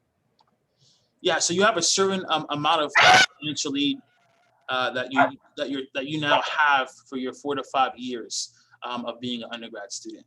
So if you've now and you can utilize that even before you've graduated. So sometimes some students now maybe have switched majors or retaken a class a couple of times, things of that nature. Failed a course, you can utilize your financial aid that way. But if you're just a transfer student from opportunity program to another opportunity program, you can. And we could take transfer. We've taken transfer students before, and it's no issue. Cody, could you mention that we don't offer remedial courses that financial aid is spent on? Yeah, yeah. Thank you for that, Doctor. Yeah, we don't, and a lot of colleges will lock you in on that, because now you're tapping in financial aid to classes or remedial courses that yes have value, of course, but don't have any credit bearing there, right? So you're now you're tapping into financial aid and using a lot of remedial courses, and now you get to maybe your 3rd or 4th year, and then FAFSA said, well, you don't have any financial aid left because you've used some of it or part of it during the remedial classes that you took before. So we explained that, the financial aid director and her team explained that to the student, that we're not tapping in. We do have a pre-freshman program, but that's free for rehab students, and even for traditional students that we call it here, we don't tap into that financial aid. We don't want to lock you in there. We don't want to take advantage of that. We're all about integrity here, and we move by that. Thank you. Thank you. I just want to remind, there are a lot of opportunities for private scholarships if we just invest and take the time to look for them. And, it's not always easy, but it's work. But if you write one essay, you can make adjustments for another scholarship program. So again, I just don't want people to lose the opportunity that if I've used up all my FAFSA, I may not be able to go to school. There's other ways. And particularly, there are a lot of minority scholarships, and for particularly people who go back to work. Again, it is work to do it, but there are opportunities. And, David, I also want to mention quickly that we are a private not-for-profit institution, which means that we will provide financial aid, counseling, and assistance whether you come to Boricua College or not. So if you have folks that could use the help, you now have a friend and a partner where we can get that kind of support to families, students and families throughout your community board. And we'd be happy to do that. yeah, and I would say just as Harlem Careers and our resource that, our 3 board members have put together is, again, another way to get that information out on a continuous basis through the community board. So I urge us to get that going on both ends. Are there any other questions from either board members or the public? William, I did speak to some people at Children's Aid who run our Fannie Lou Hamer Community School, so they're interested in making a connection after next week. So I want to join us together as well. I'll follow up with you. Thank you so much. Any other questions? Again, Cody and William, thank you. I look forward, William, to us continuing to work together. Cody as well. Thank you so much, sir. I appreciate your time. No, again, this is exactly what we're supposed to be doing, providing a resource of information to the community for opportunities that will benefit the people, both the youth and adults of the community. And I think we're very fortunate to make this connection. I want to thank Carlos Diaz also for making the connection, William. And I do want to share, a couple of years ago, my assistant director, Agustina Gonzalez, had a connection as well with Boricua and helped some of our staff obtain their degrees. And I would just mention one young man who had some challenges getting through school, and you supported him and he got his degree. And I'm very proud. He's still in youth development and running after school programs. So thank you for that on a personal level, and look forward to our continued collaborations. And, again, I think one of the things like we should also connect is like when Marcus has the youth fair resource on, in July, you should be part of it and maybe have a table. Again, it's not just youth that will be there and, those opportunities. If there's nothing else, we will move on. I know we're running late, but it's really been a good, impactful meeting. Again, I want to thank you both for coming and presenting on behalf of Boricua College. And again, this is an institution that's supporting the people of our community, and we need to kind of advocate and get as much, open up as much opportunities for people. So thank you. So as we continue, Thank you all again. yes, absolutely. So as we continue, we do have some old business, and like I've been saying all along, I want to really work at developing the youth task force over the summer. Xavier has really been consistent in making sure that we bring back the youth symposium, and we are working and bringing youth together. We actually have a meeting tomorrow up at the Jefferson Center with the Union Settlement program there.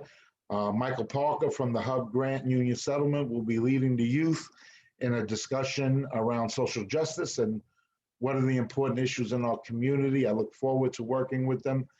But as we continue, what I really would like to do, and it can be official meeting if we have enough participation, or it could be just a meeting of us coming together and looking to plan, developing a youth group that will advise and provide a task force. I'm looking for some of our new members, you know, and I have no problem. They both know Leroy and Natasha. I have no problem calling them out, but to get involved in this, I really would like us to have youth lead the group. My cohort and partner in crime, Reverend Brown, says, well, you got to make sure you leave it alone and let them run it. And that's why we have these new board members that I'm looking forward to take the leadership as we develop this youth task force. Eva, I also feel that this is, again, you know, we should first come together maybe in July when we would normally have this meeting. Whoever wants to meet, if it's more than half the members, then it has to be an official meeting, which I'm fine with too. But to really focus on youth involvement in the community and how we strengthen that, how we create this task force, and how we make sure the opportunities that Eva and many have brought before us tonight are ones that we take advantage of for our kids. So I really want that to be the only focus. And if you are interested, please send me an email saying I am interested in meeting that second Tuesday in July, and we will meet Zoom officially, or if it's not enough for a full regular meeting, we'll just have like a little task force and kind of brainstorm ideas so that come September, October, we really begin to launch this kind of initiative. My two thoughts. Xavier, I don't know if there's anything you want to add.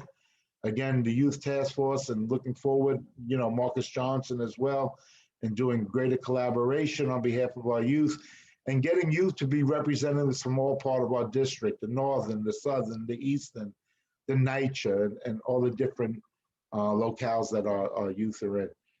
Dr. Christie seems very willing to also work on that. She is so wonderful for this district and for the youth. So we got a lot of good collaborations to work together and join together. Any other thoughts, Xavier? Any other members? Eva? Yeah, David and everyone, thank you. Really productive meeting. I'm really loving the action that everyone's taking and stepping up. Please, if you're interested, like David said, send an email, include me in it. They have their meeting tomorrow. We want to really, as we build up steam towards the summer, get as many people involved as possible. It's not a full-time, they're the core group who are doing work, and then there are others who are stepping in periodically to help with the process, and we appreciate all those members who are doing it. Again, the old adage is many hands make light work, but we want to see it very much as a youth-led initiative and guiding that process. So that's it. I just want to say thank you for everyone. It's been an endurance run, but we're nearly at the end of the pandemic, so please stay safe, and we'll see you out there. Thank you, David, and everyone. Thank you. Any other thoughts, comments by any of the board members? I just want to say, if there's nothing else, I think we've had a very good year. I think we've really built up this committee. I think we've done a lot of things between resolutions, letters of support. And I really look forward to continuing to work with all of you to strengthen our committee and strengthen our board and make sure that we really are doing meaningful work that addresses the real needs of the community and supporting the community residents and businesses as well. Thank you, Carly. Is there anything you want to add? You've been such a gem to this committee. I think you help strengthen and make us stronger, and you make sure I stay in line most of the time. So thank you. Anybody else want to add? Carly? Eva has her hand raised, and then I just have something brief to add. Oh, and so first Eva and then John. Thank you. I just want to remind people to follow Harlem Careers on Instagram and Facebook, and also post any opportunities onto Facebook. Some of you have been posting. It's been really helpful. Thank you.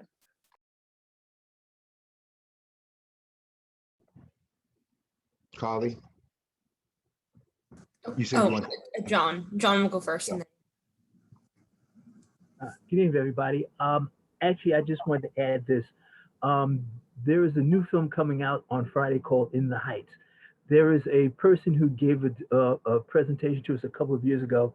Her name is Violetta Galagraza. She's the head of a program called Keep Rising to the Top. She has a big part in the film, and so does her son. So if you get the chance to see it, the thing is, give a little support to someone in the community. Thank you. Thanks, John. If you have the information, if you could send it all out to us, in the email or through Carly, of when it's on and the. Well, actually, it starts in theaters on Friday. Oh, okay. Okay, great. Thank you, John. I think it's also on HBO Max. I think it's also going to be on HBO Max. Yes, the world has changed now because of COVID. That we have availability in our homes to brand new movies. Yeah, so if I'm disappointed, I don't have to schlep home. I'm home. But anyway, it's been a great year. I look forward to working with our new members, continuing to strengthen our committee and the work that we do on behalf. I look forward to the resolutions we have yet to develop and write, and the rest of the work that we'll do going forward. So thank you, everybody. See you next month. See you at full board. Oh, we got to do the roll call, right? Yes. Got to do the final roll call. And before we do that, I just want to say, although meetings are winding down, we do have a couple meetings in July.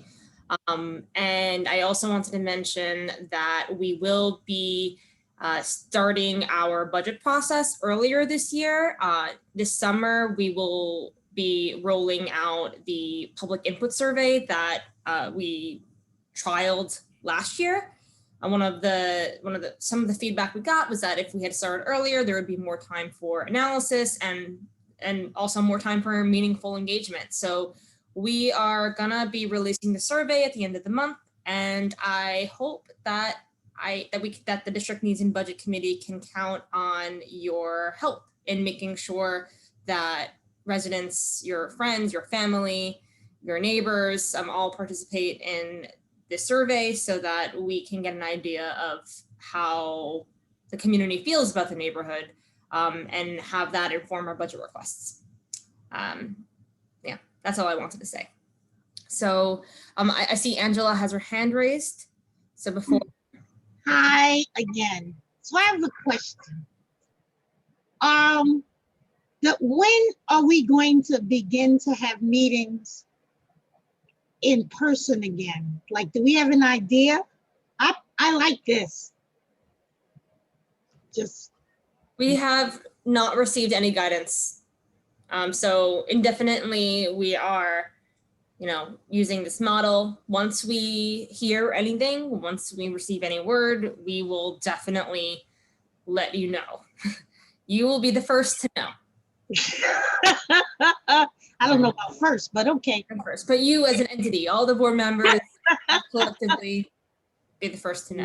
Okay. I'm hoping we figure out a way to do a combination of the Zoom and live, because I think we've gotten a lot more people who will attend through the Zoom that may not be able to make it out to a meeting. But it seems we're moving back to live,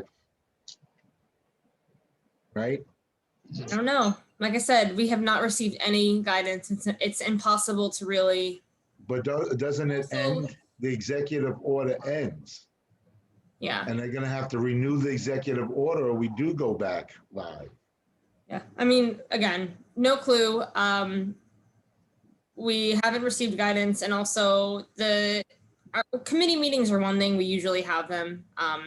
We have some of the committee meetings in the board office, for those of you who are newer and might not have known.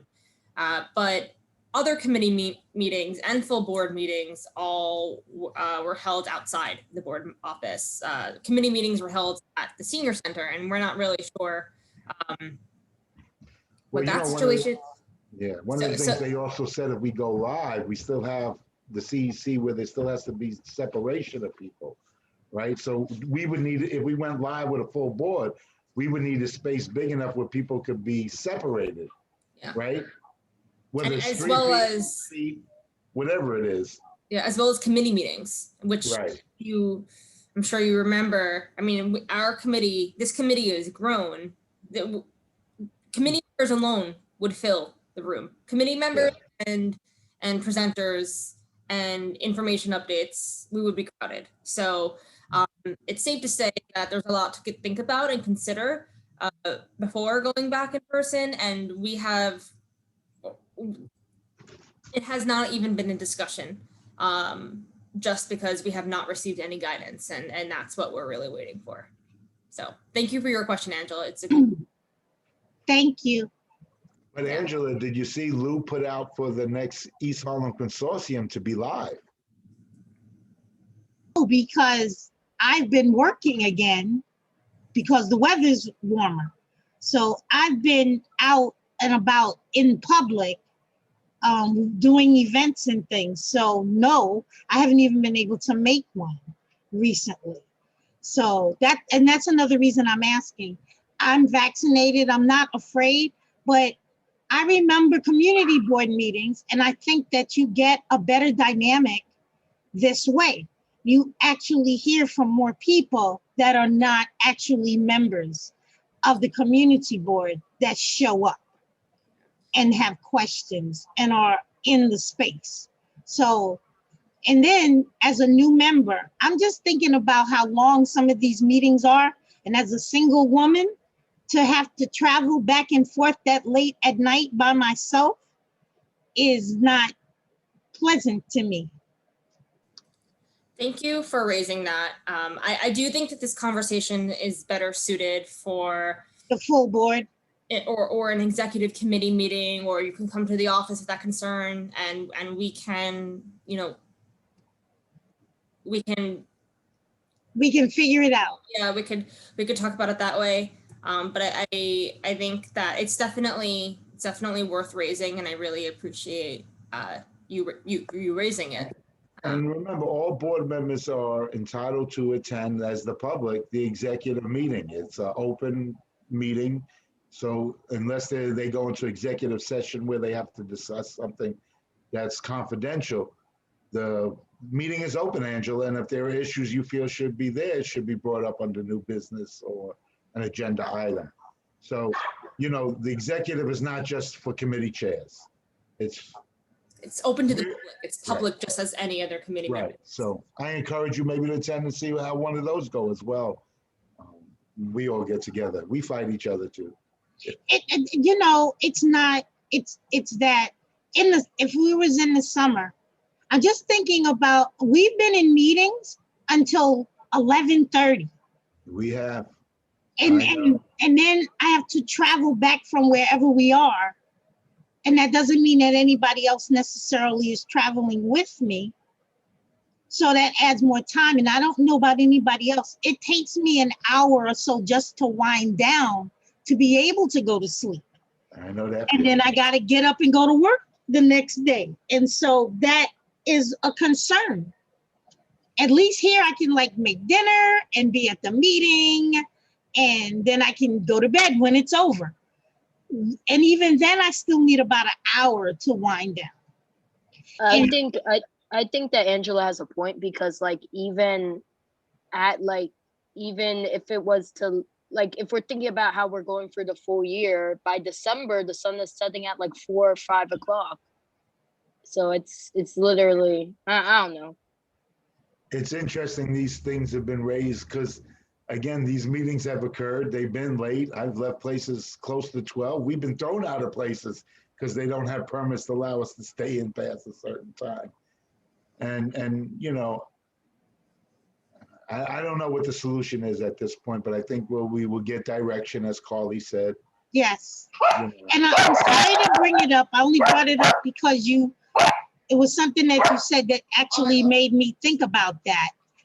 That being this is the last meeting, but when September rolls back around, I know a lot of jobs are opening back up. They may be able to be open now, but September seems to be the mark of when we are going. That is 2 years of being inside, just about a complete 2 years. So, and I'm not getting any younger. Well, thank you for raising that again. Okay. I would say we need to raise it at executive. And, again, I think these are decisions that are going to be made, but I can't see them getting rid of Zoom because I think too many other places like CEC meeting, we've never had as many parents attend. And, you know, parents are home with kids, right? Let's be real. So, you know, we now have parents and principals, and many of our principals start their day 4:35 in the morning at the school. You know, they're home, they need to sleep, and Angela, it takes me an hour and a while. I get home from the meetings, I gotta walk dogs, I'm up, and that wasn't my dog barking before. That was mine. Oh, sorry. Okay, well, Let's get out of here. yeah. Yay! So I was just about to say that in addition to addressing these concerns, we will be in touch. Yeah. I appreciate this discussion, but also talking about the length of meeting time. It's part of the reason why Angel had introduced this new meeting script to introduce a little bit more order and keep us on track. And on that note, I'm going to do the roll call. How's that sound? Sounds like a plan. Okay. You know, tying it full I really circle. enjoy this committee. I think we've really done well, and I look forward to working with all of you and you as well, Carly. Thank you. Oh, of course. Okay. So Brown, she's excused. Chen, Present. Donado, What? Donado, Oh, I'm here. Giordano, Here, See Green, some of y'all Thursday. yes. Harvey, I'm here. Heredia, Martin, Here. McCullough, Here. Perez, Here. Scott,